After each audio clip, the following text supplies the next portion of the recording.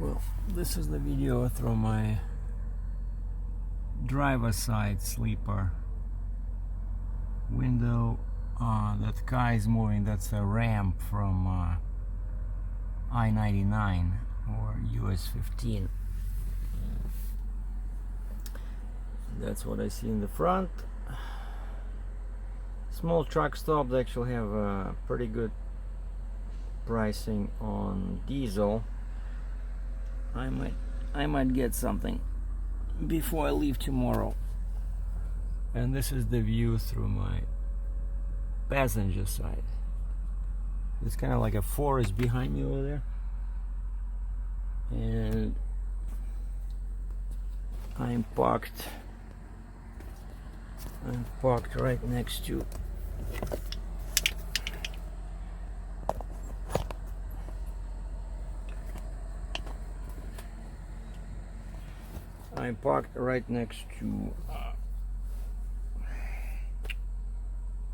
the highway. It was all rush, so today is Saturday.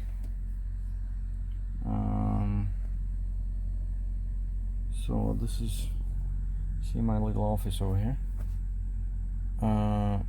So this is a border between New York and Pennsylvania, and so my Canadian phone, my fancy overpriced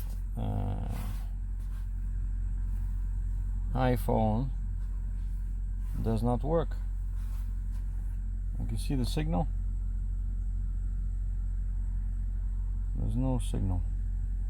Wow, why is it flashing like that? Like if I look at the phone,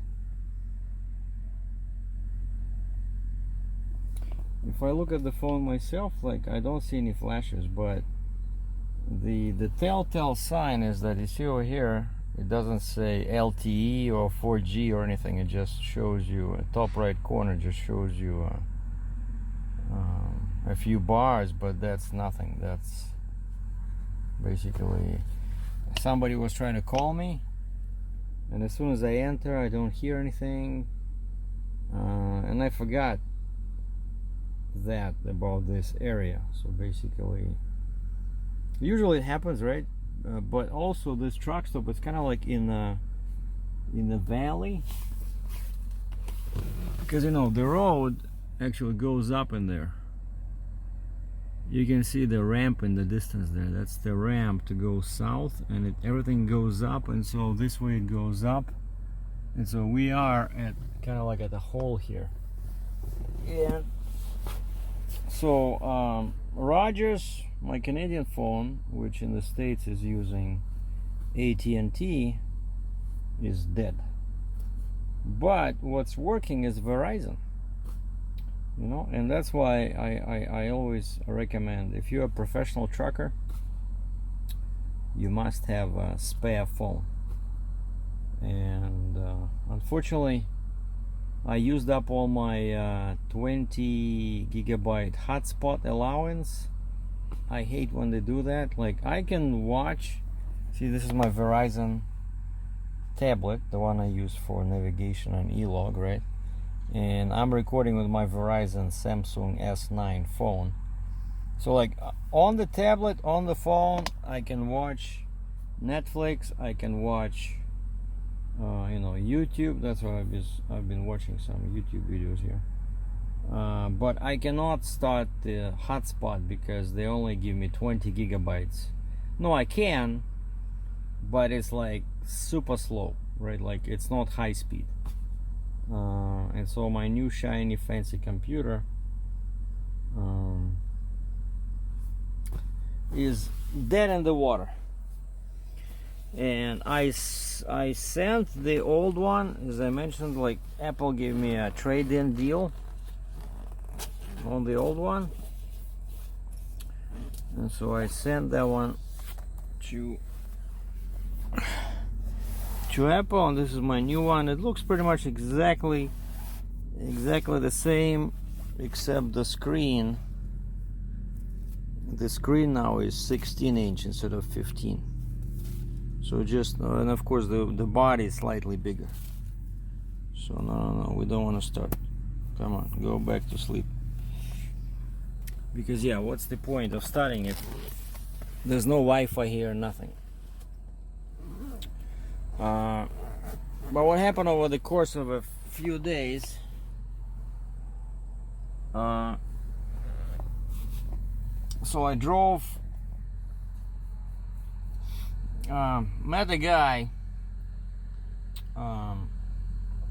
who was watching my videos, and we started talking on the phone a couple of months ago, and he's also doing heavy haul, and I showed his truck in one of the previous videos when we were leaving Nipigon, Ontario, right? And so we went from Nipigon on that day all the way to New Liskeard, Ontario. So it took us like 10 hours to do 500 miles or 800 kilometers, because those roads are very slow, right? And then on the next day we started south on this what is it, 11, and it took us 2 hours to reach North Bay, Ontario. And then in North Bay we parted ways because I was going to Cambridge towards my home area, and he was moving that machine, that big railroad, some kind of a machine. He was going towards Montreal, and so in North Bay there's Highway 17 leaves Highway 11, right? So like they run together for some time there. And so he jumped on 17 East and I stayed on 11, and then 11 became 400, and then I took 407 toll, and that was Friday, yesterday. And then Friday I was running around. I needed to ship the laptop, right? I already had this new one, but I didn't unpack it. So but on the night before I cleaned up the laptop, I removed all my files, and basically removed the user and created like a new administrator account. That's what I usually do, create a new administrator account, and then once you in the new administrator account, you can delete the old user, and it says, would you like to delete all files? And you say yeah, and so it deletes everything. And so it's a pretty good shape. The laptop was in pretty good shape, and I went in the trunk of my car, and I still had the box. And when I opened the box, that Apple box, I was surprised to see that I still had all these little pieces that came in the box, like the pieces that were holding the cable, etc., etc. And Apple sent me the free box, free shipping box, and they sent me a free UPS standard mail sticker. And so I just took the laptop to my post office, which is UPS, and sent it out. And then now it's the time to file the form 2290 highway use tax, which is $550 US every year. And on the night before I did that form, on the same day, yesterday, Friday, I filled out that form, went to my bank, got the money order in US dollars, $550, put it in the envelope, gone. And then what else did I have to do? I had to prepare my border crossing, and I had to prepare my bridge crossing, Peace Bridge. You have to fill out some info online, right? And then I use my new fancy printer. By the way, love this printer, this new HP 200. Super nice. It's much smaller, and it's all wireless. Like you see, like very sleek, kind of like space color. Very fast, and I don't like Bluetooth printing because there's usually some kind of issues. I tried it on my previous printer supported Bluetooth printing, but I always had problems. But this one has Wi-Fi print. Yeah, for some reason recording stopped. So it's 10 minutes. What kind of deal is that? Why is it limited to 10 minutes? Maybe because it's 60 frames a second.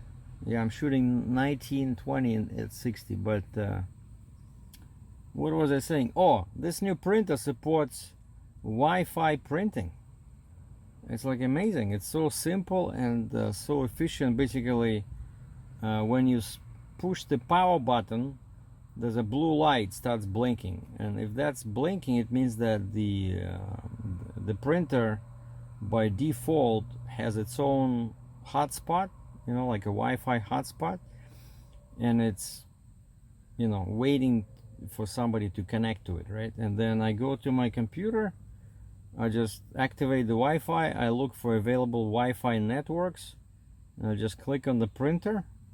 No passwords, no nothing. It takes like 1 second, boom, you're connected. Then you just find the document you want to print, click print, choose the quality. I just use draft, you know, to protect the ink. And right away there's some kind of sound coming out of the print, and then it starts, you know, spitting out pages. Super fast. And it runs on the battery. I charged it once so far, and it's still like I used the printer 3-4 times already, still on the battery. So very happy with that one. And so yeah, and then today, so everything was ready. I got up at 5 o'clock because in Cambridge, slept in the truck because the sunrise was at 6:30, I think. And so I jumped in my car at 5:15, went to Starbucks, which opens at 5:30, grabbed a venti Americano, came back, pulled out the truck from the parking lot, parked my car in there, locked everything, and did my logbook, did my inspection, and started driving. And so 2 hours later, I was at I stopped at the Flying J in Fort Erie because I was running low on DEF, and so I got some DEF and I got some fuel, and getting DEF took like 3 trips inside the truck stop because it was cutting off for some reason, you know, like I prepaid, and then it just shuts down after like $1, and that's it. Like it shows $1, and I click and I try calling the truck stop, nothing. Of course the speaker phones don't work, so you have to walk inside, and she goes, well, I don't have any control, it's already shut down, you have to prepay again. I said, okay, but if it doesn't work again, I'm gonna rip off that hose. Is that okay with you? No, I didn't say that, but that's what I was thinking. But seriously, like second time prepay. But finally I got it, grabbed some coffee, and I went to duty free. Duty free is still closed, but at least now they have washrooms open, so you can park your truck there and use the washroom inside. But I stopped there because that's right next to the border, so I was able to switch my tablets, right? I took off my Rogers Canadian tablet and put on this Verizon tablet. And so even though I'm on the Canadian side, but because I'm right next to the river, so it's already catching the US signal, and I was able to log in back into my logbook now with the US hours of service, and that's it. And then I moved to the staging yard next to the river, waited for the guy to show up for the bridge authority. He took my card, charged me $100 US or 140 Canadian to cross the bridge, and he was just following me on the bridge because I'm oversized. And from that point on, it was a race against time, because today's Saturday and New York allows movement of oversized loads only until 12 o'clock. And I'm driving and I'm like, you know, I'm got up at 5 o'clock, right? Like, how bad can it be? Dansville, which is 1 hour north of PA border, Dansville is just like 120 miles from Buffalo, right? but because it was so super slow, they sent me on highway 20, 63. I decided I had to skip Dansville. If I stopped in Dansville for coffee or tea, I would never have made it, but I just stopped on the ramp when I was leaving 36 to jump on 390.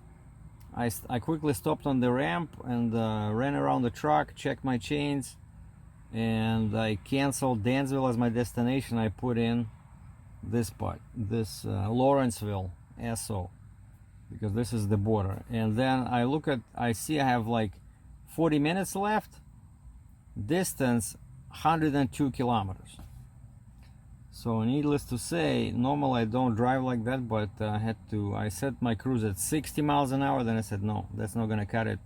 So I went to 100 kilometers an hour, 62.15. I made it, no tickets. And you know, my delivery is Monday, right? Because the port is closed on the weekend. But also we agreed with the guy that I'm not gonna deliver unless he pays me. Hold on, let me check. Is it gonna shut down? No, 6 minutes. 6 minutes 20 seconds. So we agreed with the broker because he has bad credit. I warned him a few times and he agreed that I'm not gonna deliver until he pays me. And Thursday night, I sent him my invoice and I said, hey, when you see this Friday morning, please, you know,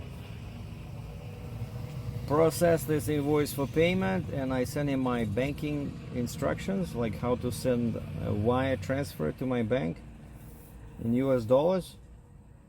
And then I think yesterday, at the end of the day, he sent me an email saying that he received it and he passed everything to his accounting department. But that was Friday night, and he's in California, so he's like 3 hours behind me in terms of time zones. And so chances are I will not see this money Monday, right? And so, like I said, I'm not delivering until I have money in my account. So that was the agreement, and the guy concurred, agreed, said he was cool with that. And that's why I shut down at this Lawrenceville, because my next typical stop is Pilot in Duncannon. And I checked on Google Maps, 120 miles from here, and it's all freeway, well, up to I-80. So it would take me probably 2.5 hours, and I'm in Duncannon. But from Duncannon, it's only 2 hours to Baltimore, where I'm going, to the Baltimore port. And so what's the point, right? What's the point of rushing? So I stayed here because I started working so early today, and I'm staying here till Sunday. And so Sunday I'm gonna leave and just drive 2.5 hours, 3 hours, and shut down in Duncannon.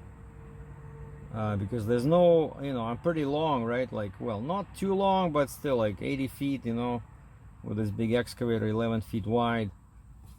And Duncannon, you have a couple of truck stops in there that are, you know, at least normal size. But once you go south towards Baltimore, like, there's a couple of truck stops. They're super small. I don't want to take chances and then sleep on the side of the road, you know. So I'm gonna stay in Duncannon and wait till I have the money. Now, the guy who I drove with from Nipigon, he had the dash cam running, and so he took some footage of me passing him, and then when I was in front of him leaving the truck stop in North Bay, and then he sent me this. It's low quality, but it'll give you some interesting perspective on, you know, the view of my truck from the third party, you know, perspective from another truck. I think it's cool.